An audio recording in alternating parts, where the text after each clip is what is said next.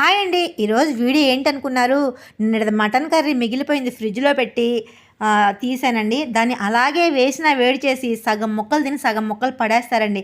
అందుకని నేను ఒక ఐడియాతో ఈ గ్రేవీ నుంచి ముక్కలన్నీ సెపరేట్ చేసి వేయించుతున్నానండి. ఈ గ్రేవీ నుంచి సెపరేట్ చేస్తాం కాబట్టి కొద్దిగా సాల్ట్ అయితే వేసుకుంటాను.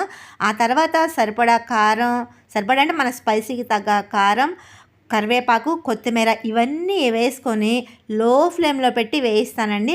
ఎందుకంటే దాంట్లో లైట్‌గా గ్రేవీ కూడా అంటుకొని ఉంటది కాబట్టి ముక్కలకి అడుగంటుతుంది. కాబట్టి లో ఫ్లేమ్‌లో పెట్టుకొని ఫ్రై అయిన తర్వాత కట్ చేసి పెట్టుకున్న పచ్చి ఉల్లిపాయ ముక్కని చల్లుతానండి. అలా చల్లిన తర్వాత కదపకుండా ఒక 5-10 మినిట్స్ అలా ఉంచేసి తిన్నామనుకోండి, అబ్బా! ఆ ఫ్లేవర్ ఉంటదండి. ప్రతిసారి మనం ఎక్కువ మటన్ కర్రీ వండుకుని మిగిల్చి దాసి మరి ఇలా చేసుకోనంత టేస్టీగా ఉంటదండి. మరి ఈ వీడియో మీకు నచ్చిందా? కామెంట్ చేయండి. Bye bye.